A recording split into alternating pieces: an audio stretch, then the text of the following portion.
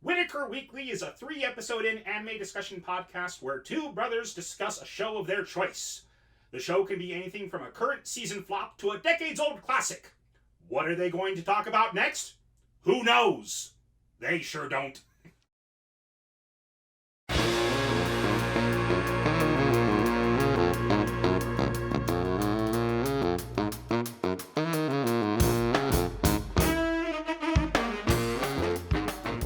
I'm Andrew. I'm Lee. And this is Whitaker Weekly. Let's get right to it. A little bit of news this week. Crunchyroll is going to bring the Konosuba movie to the States. Yay! Which I am very excited about. More Konosuba is always a good thing. I should probably... the trailer features Kazuma running into what seems to be Megumin's family. I think so, yes. Or members of her clan, at least. I just remember there being like the end of the trailer. It was never subtitled, but or maybe it was. And it was just this little girl shouting, "Dad, she brought a man home." Yeah, I think, that's that one. I can't wait. Speaking of Konosuba, we should send out, we should tweet out that, that meme you showed me. Where it compares the Konosuba characters to Pokemon. Yeah, some brilliant person compared the Konosuba characters to Pokemon. And my son identified the Pokemon immediately. Oh, yeah? Yes. Yeah, it's pretty great. It's a pretty good picture. But anyways, yeah, I'm super excited to see that movie. Glad it's coming over. Next, just barely today, Nintendo has announced and revealed the Switch Lite. It's only $200, but you cannot dock it. There's no docking capabilities. It's intended for just handheld.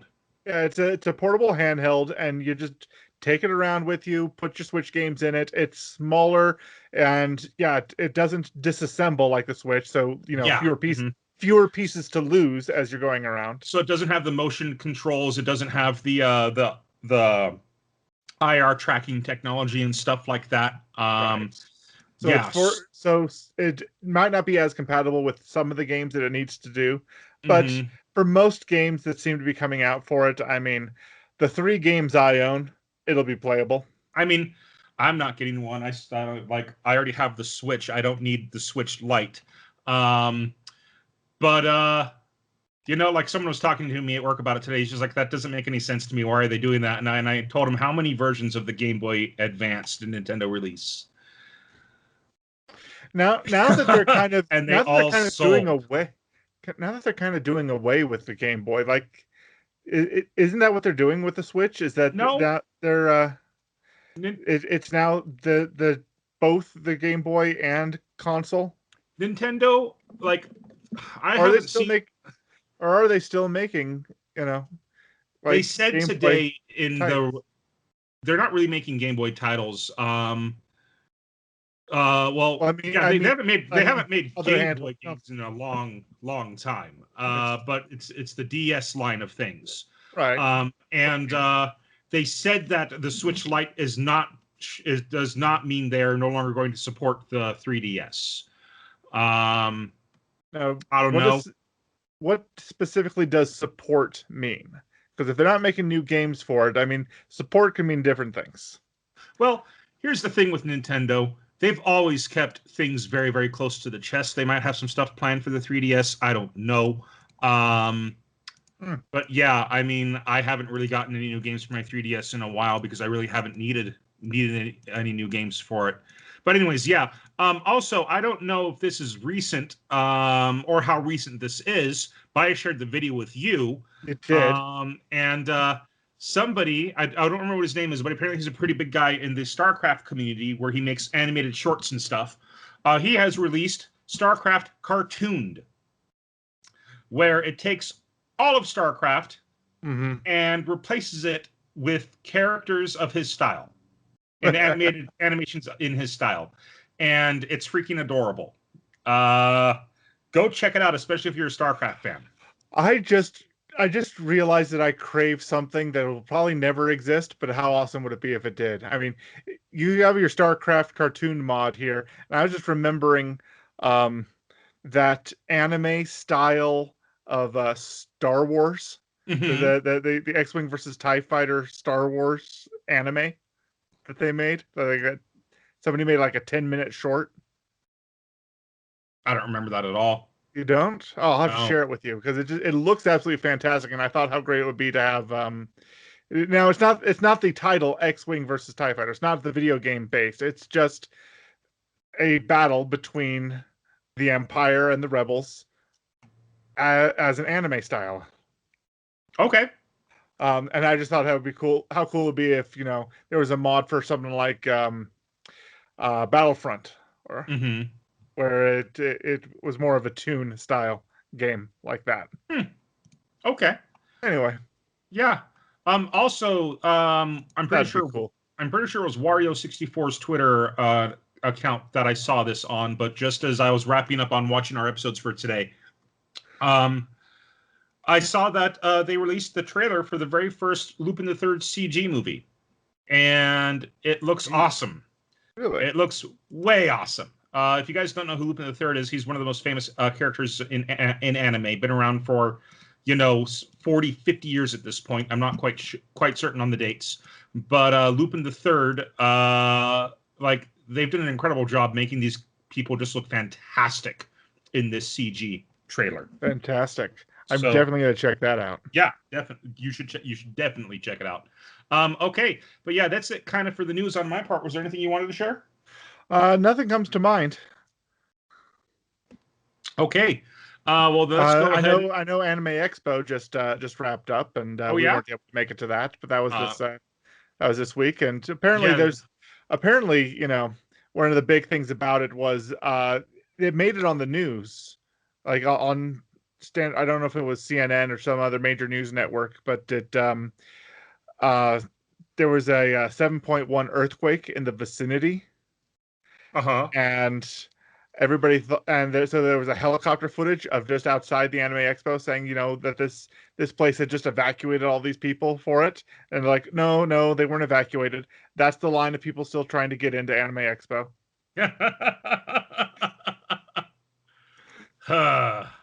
Apparently a lot of people were complaining about mismanagement of lines of getting people in a efficient manner. So okay. Well, and I don't know if they still have, like, they were at, I want to say they were at some convention center, some very famous convention center, but I don't know if they're going to still be there. I don't know how long their contract for that was. The last time I went to Anime Expo, they were at the Long Beach Convention Center, but that was back in 2007, so that was 12 years ago. I didn't remember that you went to that. Yeah, I went to Anime Expo. I took Mark with me. Oh, that's right. I remember that. We drove. And yeah, Mark went cosplaying as Link, and I didn't cosplay at all. And yeah, that was where I found Tsubasa, the manga. Oh, that's right. Yeah. That's where I got started on That's it. right. Toby, hi.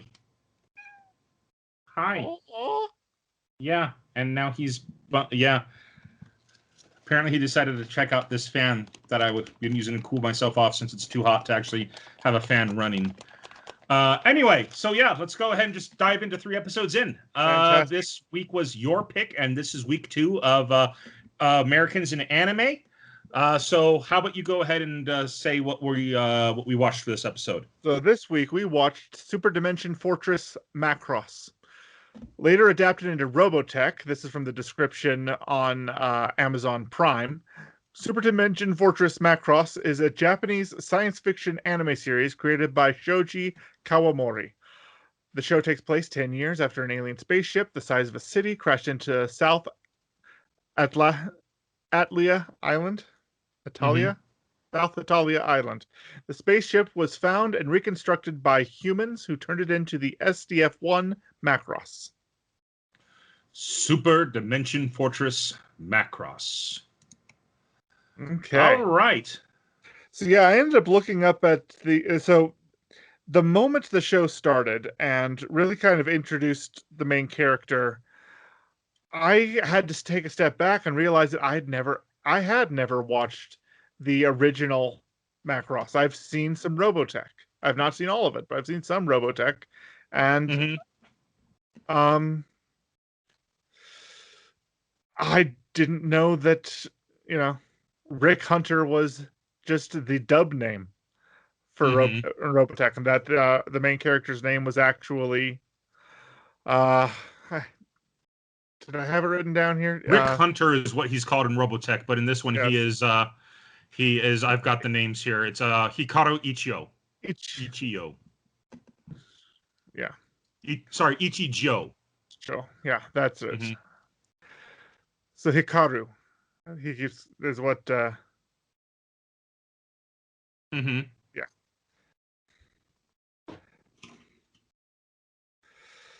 Yeah. Anyway, so the opening starts off with it's like the distant future, the year 1999. Gotta love those old sci-fis.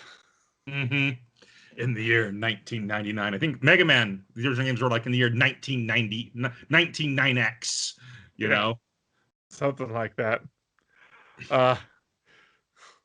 Stinko Man 20XTX. Stinko Man 20XT6. Okay. Anyway. Yeah. In the distant future, the year 1999, a city-sized spaceship crashes lands on Earth. 10 years later, in the year 2009, the events of Macross begin. 10 years ago, these events happened.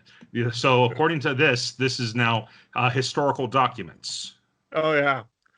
We're currently in the year, I'm pretty sure, I need to look it up again, but I'm pretty sure this was what I thought I learned, is that 2019 is the year of the events that Akira takes place. Is Akira in 2019? Yeah. Huh. So, all those old sci-fis. All of them got it wrong. Anyway. Okay, so yeah, it starts off, that ship crashes into Earth, and several a whole lot of stuff on its way in. Several nations get together and realize that this means we're not alone in the universe, and we need to put our differences aside, and prepare for whatever's out there. But not every nation in the world apparently agrees. I mean, in Robotech, I think they cut this out completely, but in Macross, they have the unification war that takes place between 1999 and 2009. Yeah, I think in Robotech, I'll have to rewatch it just to be sure. It's been a couple of years, but I'll have to rewatch it. But I'm pretty sure, humanity just united together to put their differences aside and united together. But in this one, no, like there are nations that still, and I think that's a far more realistic outlook on it. I agree completely. That there will be nations that are still extremely self-serving and put themselves before, the good of the world. I mean, we're seeing stuff like that right now. Anyway,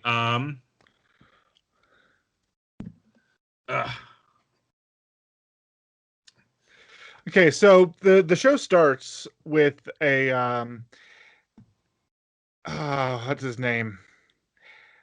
Captain Global and the mayor or some head honcho being taxied down to the fortress, to Macross, to the fortress. And Captain Global is kind of distracted, and oh boy, his character design reminded me of so many other things of that era. I mean, very, very just typical. He's an old soldier looking guy, kind of a stern older man who's in command. Some of these other shows that we've done, like Captain Harlock and what was the other one? Galaxy Express 999 just had characters that looked like this. These grizzled generals. These grizzled old men. That was quite the trope back then. It still kind of is, but at least these days they don't look like the exact same person. Yeah, there's a bit more variety, which is a funny thing to say about today's anime. Mm-hmm. Anyway. So no, yeah, he's brought in at the same time. Roy Fokker is demonstrating to the people there. There's a great big air show happening, and he's announcing it. And what happens in the middle of this air show that Rick Fokker is trying to, or Roy Fokker? I'm getting Rick Hunter put in there. Yeah. Roy. As I was taking notes for this show, I kept needing to remind myself, no, his name is Hikaru here. He is not Rick Hunter. He is Hikaru. He's not even brunette. He's not even brunette Rick Hunter in Macross. Okay. Anyways, so Hikaru is on his way to this celebration because they're like today's when they're scheduling to launch Macross, and that's what everybody's celebrating. And Roy's out there making some announcements and stuff, announcing their fighters, showing off the skills of their pilots and whatnot. Yeah. But he comes up and Misa, who's another very important character, she is the comms officer pretty much for the SDF-1, or I guess for Macross. Yes. And the SDF-1. Yeah, the SDF-1, and then she she confirms that he's there as a guest, and he's like, yeah, I'm here. I was and invited by Roy type thing, and he's in a propeller jet that's got a big old propeller on the back. And he doesn't do what she tells him to. She tells him, go over here and land. He decides to go ahead and interrupt the show of the pilots because he and Roy are old friends, and he's kind of upset at Roy a little bit. So, and we can go into that a little bit later and why he's upset with Roy. But Roy proceeds to announce that two fighter jets are going to pass each other 20 meters off the ground, only meters apart from each other, at top speed of, 600 kilometers per second, or some ridiculously fast speed. Yeah. And what does he do? In his propeller jet? It's not Rick. Hikaru, I'm going to do that this entire episode. It's so true. I'll probably end up calling Misa Lisa as well. But anyways, Hikaru decides to break up their flight, and he outflies these guys in these super high-tech jet fighters. They haven't revealed exactly what the technology is behind them, but they've used alien technology to increase the abilities of these planes. And in this propeller plane that just happens to have a jet engine on the back, he outflies them and does tricks that only Roy knows how to do. And Roy's just like, wait a minute, when did you learn how to do that? And he's like, duh, you taught me. So, yeah. Yeah, so eventually he comes down, and Roy's giving him the third degree, like, don't get cocky just because you won the amateur pilot competition 2 or 3 times. Like 2 or 3. And what about the other 4 times? Like, what about the 4 you didn't count? 7. Well, who cares about 7 times? Yes. Mm-hmm. And by the way, he's won it 7 times, according to the wiki. So I kind of like later on, I looked up the ages of some of the characters just because of something Hikaru says to Misa in I want to say episode. I think it's episode 2. And he calls her an old lady. Yeah, well, he calls her an old lady. I wrote that down, but Rick is 16 at this point. He is 16, and he won that competition 7 times. He has been winning it since he was 9. Okay. Assuming it's annual. Yes. Assuming that it's annual, he has been winning since he was 9. That just shows how good Hikaru is. And I'm pretty sure I just called him Rick on accident. That just shows how good Hikaru is as a pilot. And he outshines these other guys like it's nothing. But yeah, and as they're talking, it's then that Rick says that you promised after the Unification War you would come and you would come back to my dad's flight show. Yes. And that's why he's upset with Roy, because Roy didn't keep his promise. So, and he addresses Roy as senpai the entire time. Yeah. And I think that's one of the I'm going to go ahead and blame Macross on the rampant misspelling of senpai that we have here in America. There is no M, it's an N. It is senpai, not senpai. So every time I saw it, I was just like, it's not senpai, it's senpai. Yeah, the subtitles in this particular work were difficult to read because now I was watching this. We've been streaming this on Amazon Prime, and I streamed it directly to my laptop when I watched it today. And the subtitles, I had some technical issues with them because it didn't differentiate who was talking when multiple people were talking at the same time, and then the text would go by too fast. Yeah. And so I was losing information as the show was going on, and multiple people were talking at the same time. And sometimes, someone would start talking, someone else would start talking, and then suddenly both of their texts are there, and one person finishes talking, and the other person's text stays. It's definitely so it's I had definitely that a drawback on hi Katie. Drawback on Amazon's Amazon's part. Their subtitles aren't that great. You can I say that, but you can't adjust.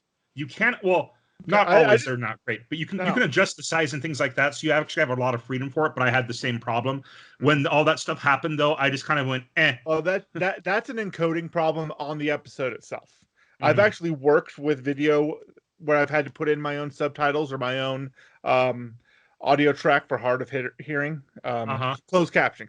I've had to put in my own closed captioning before. And what you do is you have to say, okay, you're putting in this text, and that text is going to appear from this time code to this time code, and then it just automatically assigns a location for it, and people have control over the font and the size and the color, and so it's encoded in. And I have had no problem with the subtitles on other Amazon Prime anime, including Made in Abyss. No problems at all. I'm still watching. How do you pronounce it? Katakuri Circus, whatever that. Oh, you've been watching that? I've continued watching that. It's really good. I'm really enjoying it. I just haven't really had the time to sit down and watch it, and there's just so many shows that have been coming out that I've been trying to keep up with those shows. But I really need to find some time to sit down and watch more of that because I loved the episodes we watched. Oh yeah, so. No, it gets really good. It does, and like I said, and a lot of the shows that we've been watching have started wrapping up. I mean, I mean, the seasons have closed for the magician, the wise man's grandson, and what's that other isekai? Shield Hero. Shield Hero, yes, of course. Yeah. There's other shows I've been watching as well, not just those, but yeah. Anyways, let's get back to talking about Macross. So while they're talking, Roy's just like, hey, why don't you come over here and I'll go and show you some of these planes up close. And so he goes up with Roy, and while Roy is showing him these planes, we cut to space, and an alien fleet has just arrived, and they've been tracking something. And they send a couple of. Now I remember in Robotech they call themselves the Zentradi. Do they mention what they're called in this one? Not yet, but according to the wiki, the Macross wiki, they're still called the Zentradi. So there's actually a ton of similarities between Robotech and Macross. I think the biggest differences in Robotech, it's not the original Macross series, because a lot of that's just the exact same. It's that the next two shows, they changed the plots of those and shuffled around the characters and stuff to make them fit in the same universe. I imagine because of the time period of when it was all put together, I imagine it is a lot similar to what Deke did to Sailor Moon. You know, name changes, making it a bit more Americanized, and then as the show went on, they had to make more and more changes until eventually they couldn't hold on to it anymore. Two of the characters that we haven't met yet that end up getting married, their daughter is the main character of season 2 of Robotech, and Hikaru is an admiral in season 3, but he's Rick Hunter in season 3, but he's not really around. Anyways, I haven't seen any of this. So that said, though, as I was looking up this character, who's the dad of the main character of season 2, in Macross, he has 1, 2, 3, 4, 5, 6, 7 daughters with the same wife, and then an adopted daughter as well. So they have a big family. Okay, then. Yeah. Well done, Anyways. Samwise. Huh? Well done, Samwise. Well done, Samwise. Anyways, so this enemy fleet appears, and they send a couple of scout ships out because they've been tracking this old ship. And the Macross turns on its own. Yes, it does. And this is something that Doug explained to me years ago. He told me about this scene. And just seeing it in action is just so amazing. Yeah, I've seen it in Robotech, but I wanted to talk about it here as well. Where the SDF-1, the Macross, turns on. Everyone's on board saying, the ship's turning on its own. It's not responding to any of our controls. What's happening? It opens up, and it charges up its main beam weapon, its main cannon. And it fires, and it shoots this energy beam out. This energy beam goes straight, and then the beam arcs up into space. And it passes one of the two ships, hits the other one, and in the wake of the beam, the second ship is destroyed. Yeah. Okay? It also passes through a mountain on the way. Oh, yeah. Well, I was going to say, when the clouds cleared, it was like Saitama after he pulled his punch at the last seconds against Janos, and the mountain was just gone. Yeah. So, yeah, it cut through a mountain, and just the sheer power of the main gun is just amazing. Yeah, that was so cool. But then... And then Global starts laughing maniacally, realizing that they have just refitted an enemy booby trap. Mm-hmm. That's what they're in. Sorry, I thought my desk felt like it was vibrating, so I thought my phone was going off, but my phone's on the opposite side. Anyway, that was weird. Okay, so next, so the humanity then realizes that they're being attacked. They detect those ships coming in, and they scramble. They have everybody scramble. Roy leaves Rick in the cockpit of the fighter and says, "Stay there, don't move." And so they all go off. Which I'm sure, that's where George Lucas stole it from. Maybe. I don't know. Maybe. But anyways. But just like in episode 1 of Star Wars. Yep. Being told to stay put in the cockpit means... He did exactly that. I never left the cockpit. But... Except in this particular instance, it was Misa. Is that her name? Misa. It was Misa who starts yelling at him in this cockpit, says, "We're in battle mode. You need to be out there. We are at war. Get out there. Stop lazing about." And he's just like, okay. And so, yeah. So he turns it on, and with her help, gets things going. And because there's a bunch of controls and stuff that he just doesn't know yet. But yeah. Anyways. So yeah, he gets engaged in the conflict. He doesn't fire, but he's he gets up past a cloud level, and then it's just bombarded with enemy fire, and he's never flown in combat before. He's done stunt planes his whole life, but he's never flown in combat before. And so he follows Roy's instruction of staying behind him, and so he does, but what happens is he ends up getting shot down anyway. And he loses control, starts going into a tailspin, and doesn't know. And that's when Misa gets back on the radio and says, "You're about to collide with us. Pull up, pilot." He's like, "I'm having some problems with here. The controls aren't responding." "Well, just switch it to B mode." "What?" "Throw the switch that says B on it." What are you talking about? I don't know what that is. What do you mean you don't know? That lever right there that says B, just throw it, Yeah, and then suddenly and that's when Misa starts realizing there's something really, really odd about this. She's like, "What's going on here?" So that's when his plane turns into a giant robot, and that's the end of the episode. Yep, end of the episode right there. Next episode starts with the giant robot being right there outside of Lin Min-May's house. Mm-hmm.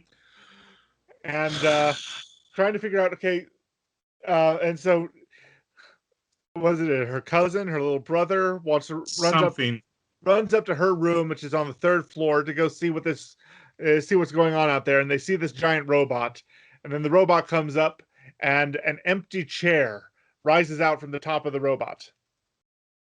There's no one in it. And then that empty chair keeps going up in the other chair, because apparently it was a two-seater cockpit to begin with. So whoever was on back ends up on top in the pilot's chair. And then it goes up. And there's Hikaru, and he looks down at Min-May and goes, "Can you tell me what you see?" Because he doesn't quite believe that he's inside of her. He doesn't quite, and she's like, you're inside, and he's like, that's what I thought. Yeah, she doesn't even finish describing it. She's just like, and he's like, yeah, that's what I thought. Great. I'm in a giant robot now. Why is my plane a giant robot? What is going on here? Yeah, I can tell you that. Is this more military secrets, Roy? Yeah, I can't tell you. And then one of the it's still dated, but it's still probably most effort put on the animation for this particular sequence. It's as he's trying to get himself up and running, trips over himself, can't figure out how to pilot a mech. He's a pilot. He's not a mech pilot. Well, so what's he do? He trips on himself and then lands headfirst into Min-May's room. And so in a very dramatic scene, we see Min-May and her little brother running from a head that is barreling into their room. And I swear, every American director has tried to mimic that scene. You think so? In American action film whenever possible. Just barreling into the room and just devastation, the floor cracking and the ceiling destroying and everything coming in. And then they're okay. Yeah. So we need to talk about Lin Min-May for a little bit. Okay. Just so we're not going to get into why, because our viewers who decide to watch Macross or Robotech, whichever they decide to go with, will learn this for themselves.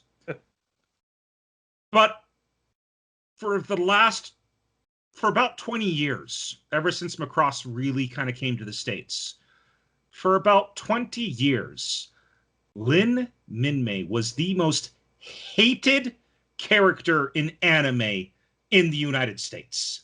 Okay? I won't go into why. I would like our viewers to go ahead and watch this for themselves and just see how awful Lin Min-May actually is. Okay? And the entire time, and like the next couple episodes have Lin and Hikaru spend quite a bit of time together. And the entire time you're just like, Hikaru, like if you know Lin, you're just like, Hikaru, stop. Just stop. Just get away from her. Just stop. So, anyways, I just wanted to go ahead and vent that little bit just for our viewers. By the way, in case you didn't know, the University of Utah has a document created by some of their students years and years and years ago that is the 100 Rules of Anime. Oh, no. And, like, number 1, the law of metaphysical irregularity. The normal laws of physics do not apply. Yeah. There's one that, Number 5, the law of mechanical mobility. Second law of anime motion. The larger a mechanical device is, the faster it moves. Armored mecha are the fastest objects known to human science. But law 17, the law of transient romantic unreliability. Min-May is a bimbo. Yeah. She made the list. Like, I don't know if there's any other people whose names made the list. Yeah. Lin Min-May is the worst. Okay? And I'm not joking. For 20 years, she was the most hated person in anime. Easily. It's true. It's true. I'm still thinking negative things about her. So, and I honestly had never even seen Robotech until a couple years ago. So, but like even from then, it's just like she's awful. She's so bad. Yeah, Min-Mei is bimbo. Yeah, and so these are kind of, I don't know if these corollaries are in terms of importance, but the Min-Mei is a bimbo law comes just above the law of hemoglobin capacity. The human body contains over 12 gallons of blood, sometimes more, under high pressure. I remember this list. Yeah, I'd completely forgotten this list existed. But yeah. Do yourselves a favor. Let's put a link of that into our website, and maybe we can probably send out a tweet for it as well. But that list is amazing. That list is a work of art. Yeah, no, guys, just like if you're not going to watch it, just trust me on this. She's awful. Okay, awful. Anyway, let's go ahead and move on. So there's fighting is breaking out across the entire island as the Zentradi, as we know that's what they're called, as they're invading in their bipedal mechs. They're kind of like little pods. Yes. And something that I wrote down, something that I was very, very happy about is this is a big, pet peeve isn't really quite the right phrase for it.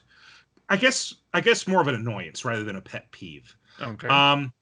I hate seeing when soldiers are treated as fodder or treated as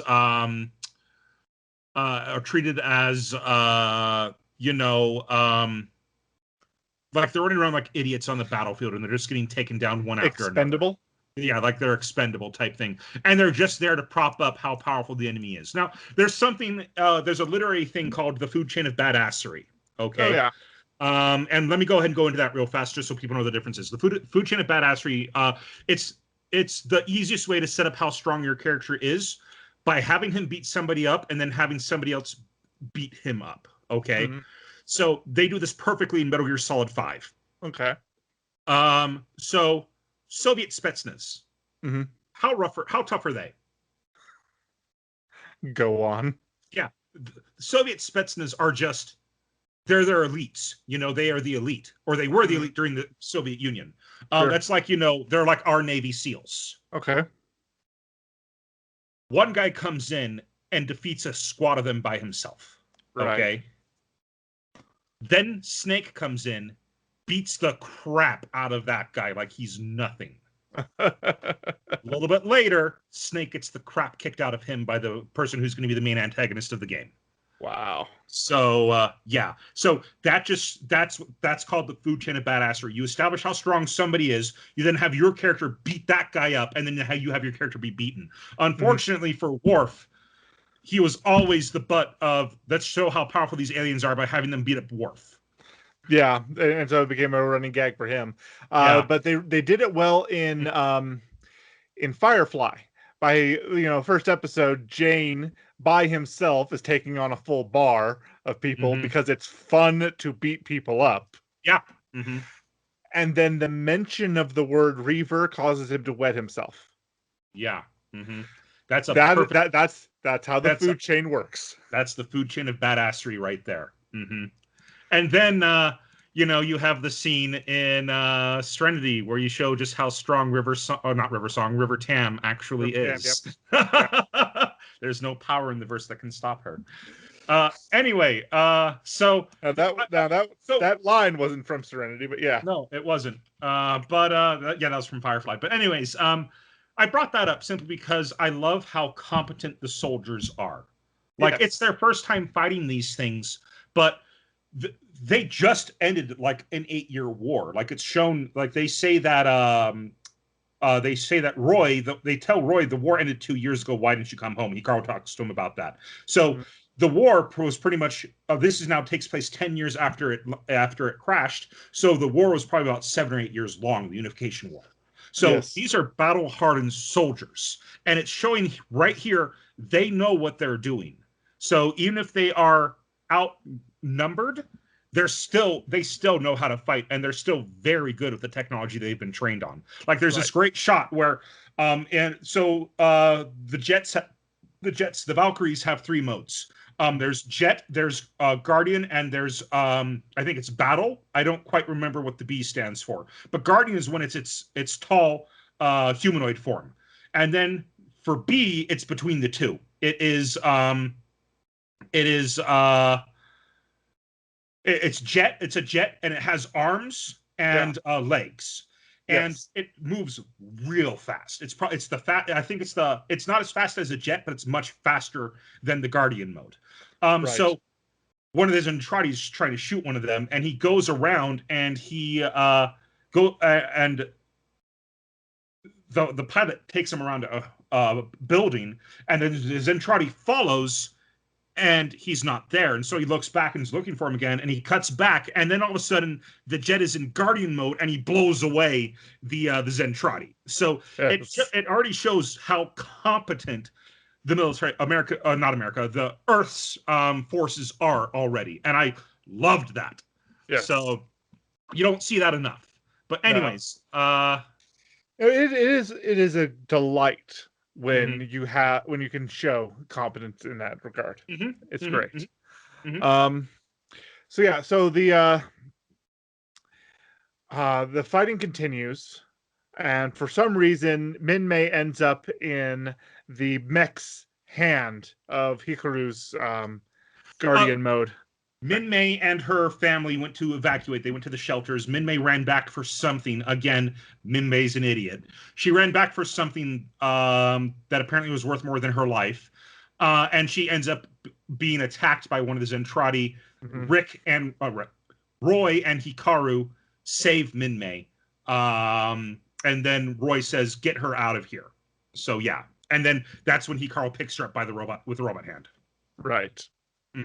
Anyways, synopsis. Go what you were going to say.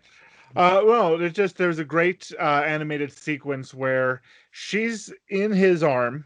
He's holding her, and he's getting attacked. Flies up into the air, and the arm gets blasted off at the elbow.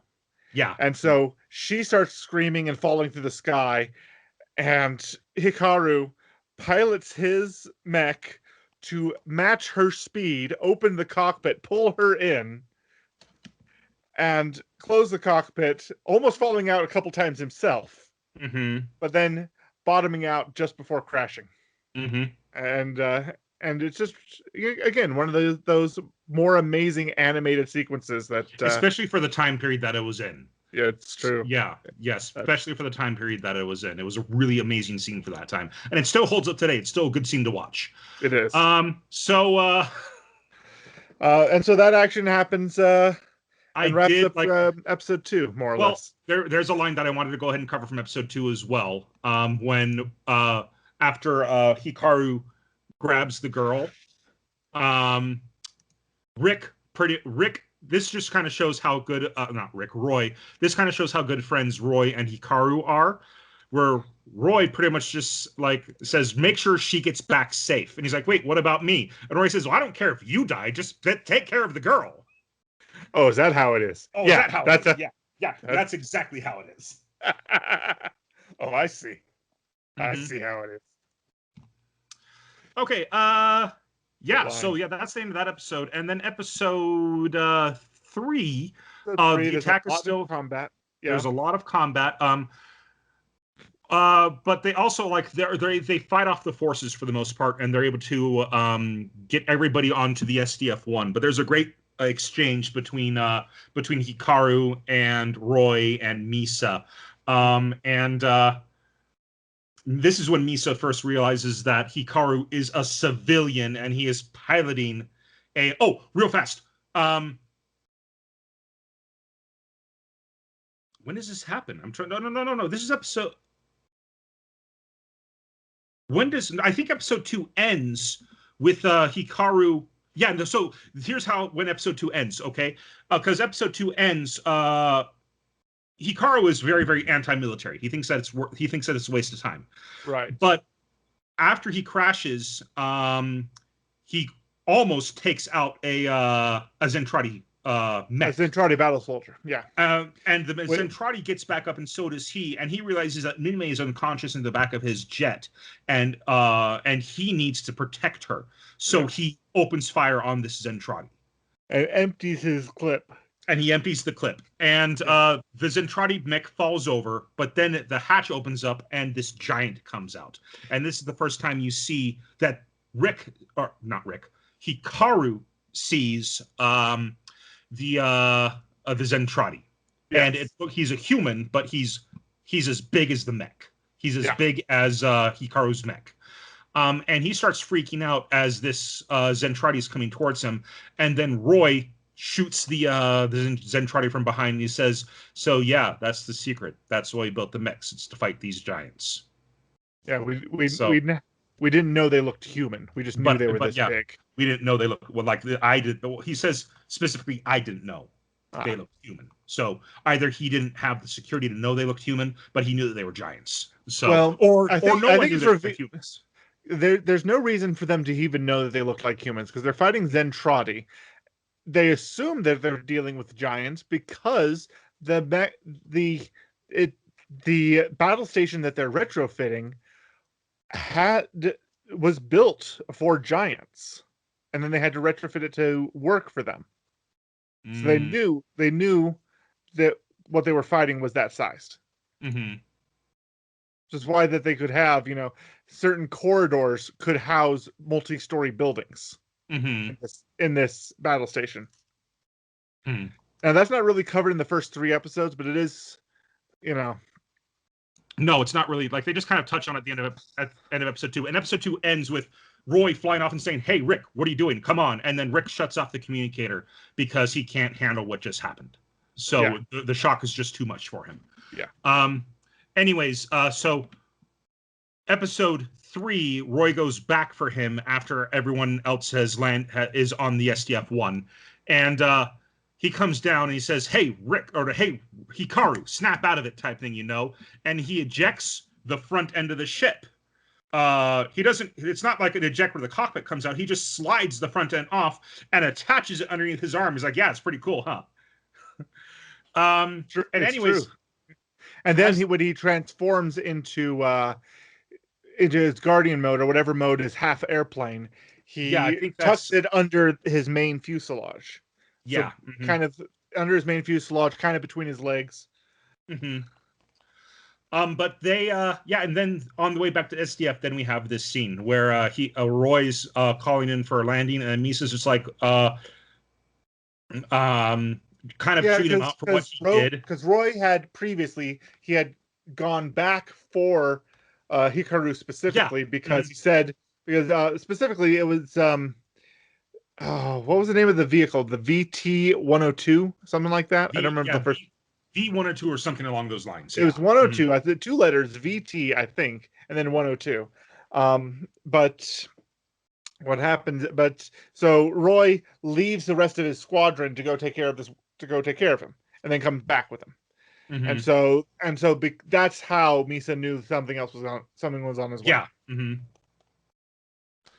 And then this conversation happens. Yeah.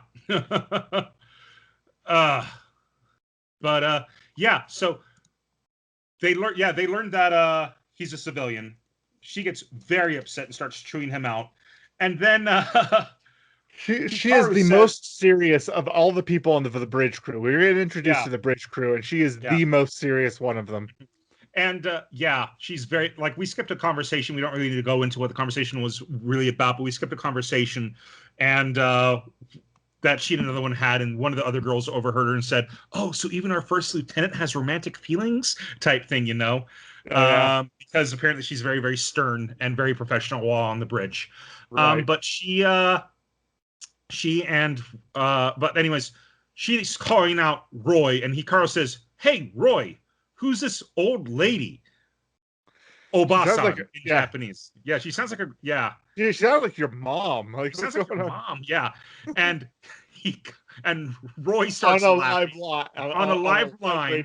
Yeah. Roy starts laughing. Misa gets pissed, like, "Old lady!" And then all the girls on the bridge just start giggling. Even the captain is laughing at it. And like he's trying to keep his laughter under control because he doesn't want to have to face the wrath of Misa. Yeah. But Roy and she then and Global's gotten into a little bit of trouble earlier because he wanted to smoke his pipe, and one of the girls like, "There's no smoking on the bridge. I was just holding it in my mouth. I was just holding it in my mouth." But as he puts the tobacco patch Misa back then into his gives pocket. Roy clearance, and she says, "We'd appreciate it if you don't die in your landing." This is why I look up the ages, just because it's like, okay, I know that Misa is older than Hikaru, but how much older? She's 19. Okay, and you establish he's 16, and he's 16 or 17. I think he's turned 17 during the series because, according to the wiki, she was born March 3rd, 1990, and he was born November 4th, 92. So he's not quite 17 yet. He'll be 17. So he'll be 17. So he's about 2.5 years younger than her, 2 2/3 of a year younger than her. So but he called her an old lady. He's calling her an old lady, and that's mostly because of her personality, not her looks. Right. Because if you take a look at Misa, she's a very beautiful woman. But she just has that personality of being much, much older. But just that line, "We'd appreciate it if you don't die in your landing." She's having none of it. But anyways, they're flying. After that, they start going off into space. It seems like one of those lines that you'd say, she's trying to be as courteous as possible under these circumstances, but to just invoke the word "die" is kind of like, it's kind of like telling an actor good luck as they're going out on stage. Sort of. It's bad luck to second luck on opening night. If you do, I tell you, it is certain by the curtain you are through. Good luck. That's from the producers, if you guys don't know that. Educate yourselves, you uncultured swine. Please don't at me. At him as hard as no, don't do it. Don't do it. Don't give me to the temptation. It was a joke. Don't hurt me. Anyway, so the battle continues. They've got the SDF off the ground, and things are going badly for them because there's a huge attack fleet that they don't really have a chance against. And so so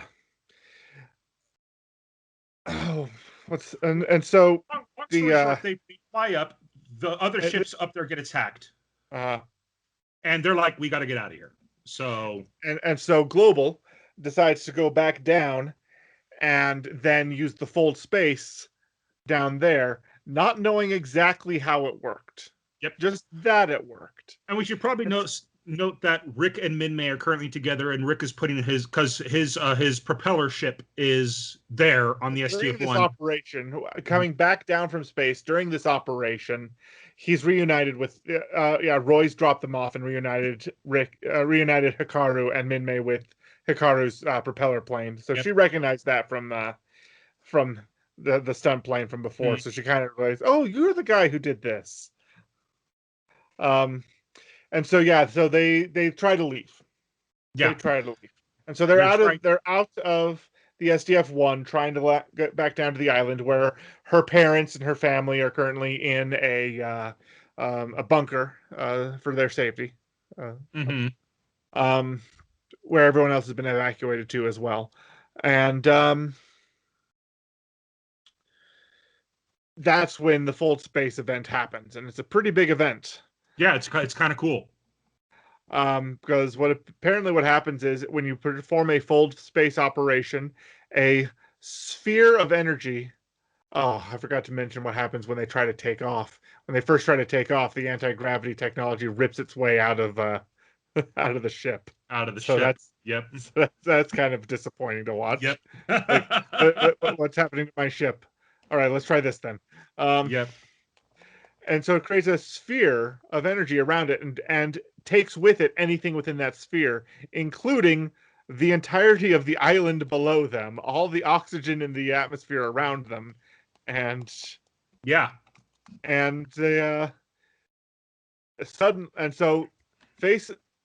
they fold space. They're now in outer space. They think they're on the far side of the moon. Now, I don't know where if they were aiming to go, yeah. That's where they were aiming. I don't know if it's revealed in... I don't think it was revealed in this episode, but I know that in Robotech, they say that they actually made it to the other side of Pluto. I don't know if that's also true in Macross. I don't know. We'll have to wait and see what they say in the next episode. They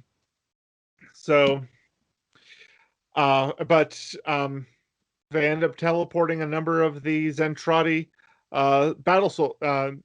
foot soldier mechs with them. Mm-hmm. So they're in space.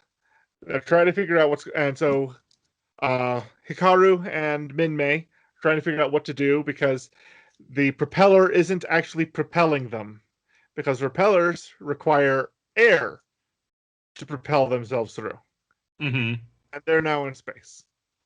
But fortunately, this propeller also happens to have a rocket on the back, and he's able to maneuver them. And out in space, one of the battle mechs manages to blast a hole in the SDF one, and Hikaru, one or two. Yeah, Hikaru I know. flies into the hole. It's hard to unprogram, 30 years of calling him Rick Hunter. But anyways.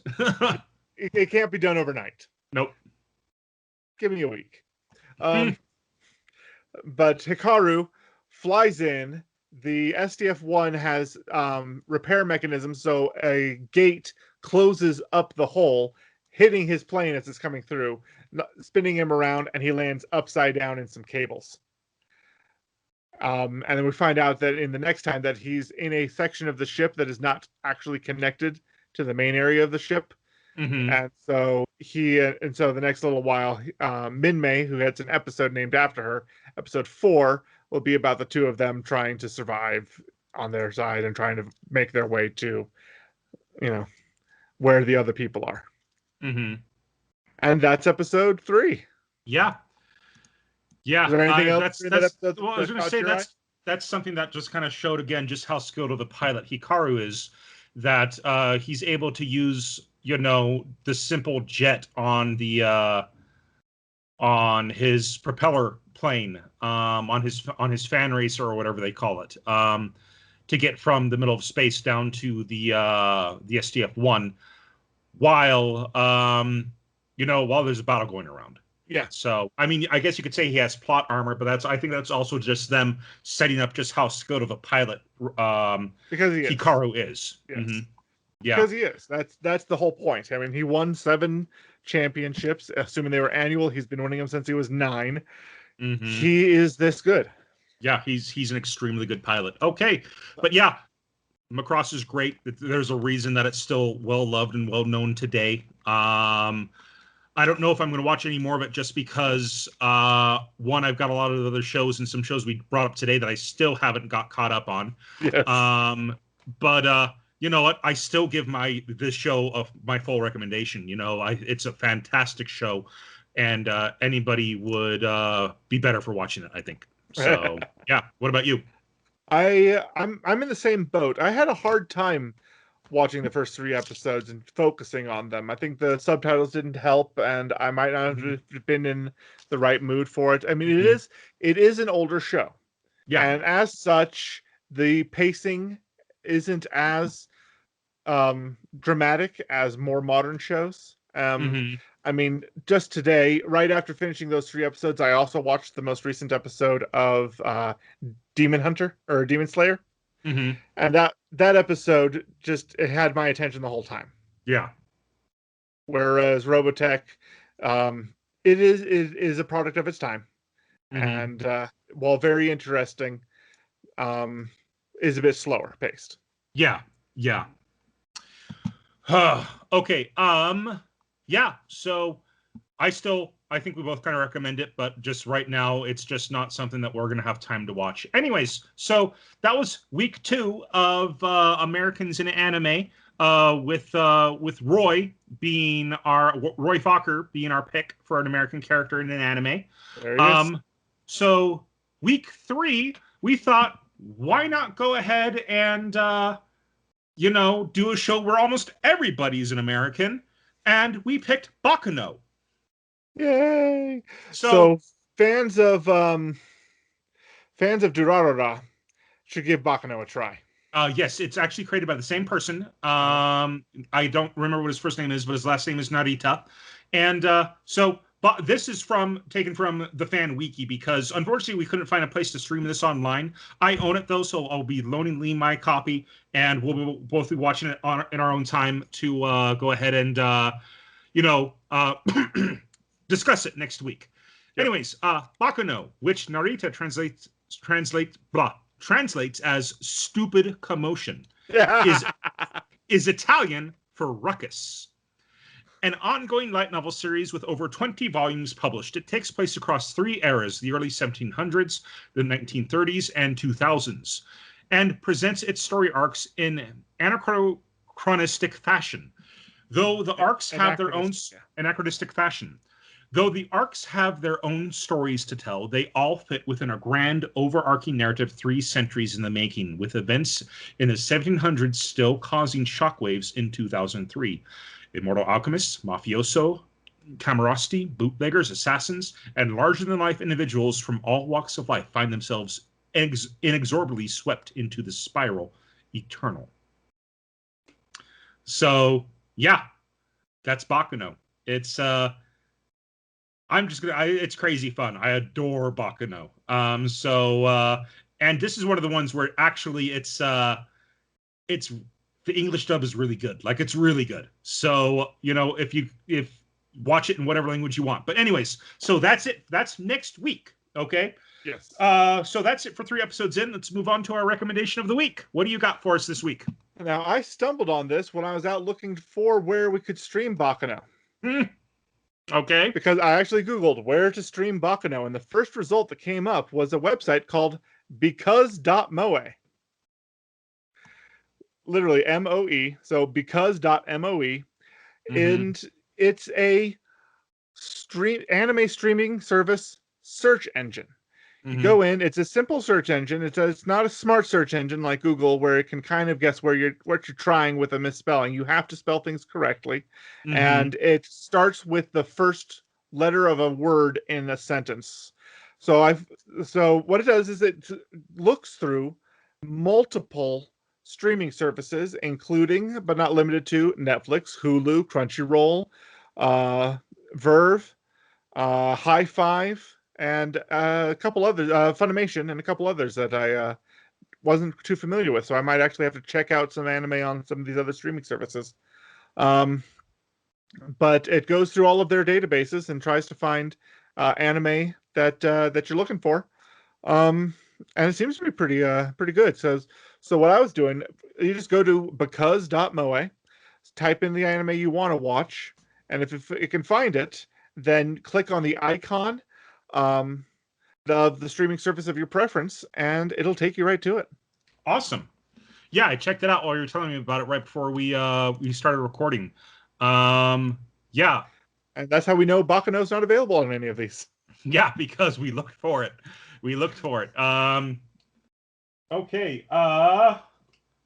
Sorry, I was just updating it because I found out that this person because it's my turn now for creator shout-outs, and like I couldn't find Twitter and Instagram for this person, but he's got them listed right there on his DeviantArt page. But I want to give a shout out to Christian Angel. Okay, I came across one of their art pieces on I think it was Pinterest, and thankfully the person who posted it also had the source for it.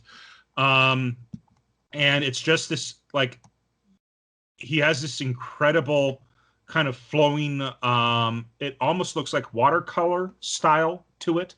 I could be wrong, though. I'm not the best when it comes to what paint styles are, but it's just this kind of beautiful flowing style that he's got going. And the art piece that I saw was fan art that he did for Rise of the Shield Hero. If you go to his DeviantArt page, he's got fan art from numerous shows. And you can go ahead and purchase his prints online. He has an inprint.com page. But yeah, go ahead and give this guy a try. Go check out this artist's work. It is absolutely beautiful. This artwork actually reminds me Okay, of some of the that's it art for, that you've seen for. that's it for the creator shout out. So I guess that's it for another episode. Alrighty. What's up? I was just saying that this artwork reminds me of some of the art in the booklets for the old Final Fantasy games. Oh yeah, huh? Oh hey, here's a picture. There's like a better quality, like more modern, a better quality version of kind of those old wistful versions of the characters in Final Fantasy that in the Final Fantasy 6 and 7 art. Their books had artwork that wasn't necessarily in game because the games had to make do with the graphics that they had available to them. But no, has this person done Terra from? I don't know, but I think he would do an amazing job of Terra from Final Fantasy VI. That said, I just found I'll go ahead and share it with you. He did a painting of Albedo from Overlord. Did you see that one? I think I see it now. Like she's sitting on a throne with a skull at the head of the throne. And Yep. But no, like if he would be like, it's less of a throne and more of a pedestal, a column. I would love to see Terra from Final Fantasy VI drawn in this guy's art style. That would be incredible. Oh, hey, there's one of Howl from Howl's Moving Castle. But anyways, so thanks so much for tuning in for another week, you guys. If you listen in on YouTube, please feel free to like this channel, like this episode, subscribe, and blah, blah, blah, blah. I'll say that again. Please feel free to like this episode and subscribe to our channel. If you like what we do and want to support us, please share our channel with your friends. Where can they find us on social media? Our site, WhitakerWeekly.com, currently has the links to our Facebook page, Twitter account, and YouTube channel. We encourage all our listeners to follow us on the social media platform of their preference, and if there's one we're not on yet, please reach out to us on one of the ones we've mentioned, and we'll broaden our scope to include you. All right. Well, thanks so much for tuning in this week. I want to give a shout out to Ben Coombs for providing the artwork for our website and for our avatar, our podcast just in general. And another shout out to Brasmataz for their song Dreikolk, which we use for the opening and closers for our podcast. All right. Well, I've been Andrew. I've been Lee. And this has been Whitaker Weekly. You guys have a great week.